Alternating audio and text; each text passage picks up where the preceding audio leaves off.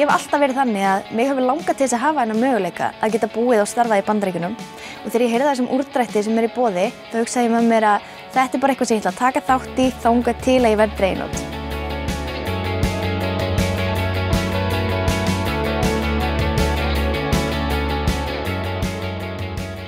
Ég hef verið mikið í Bandaríkjunum. Eftir grunnskólan þá fór ég til Arizona í 1 ár þar sem ég var að spila fótbolta í high school. Svo strax eftir framhaldsskólan þá fór ég til Kaliforníu þar sem ég lærði fyrst kvikmyndagerð og síðan sjónvarpsframleiðslu. Kunni alveg rosalega vel við mig.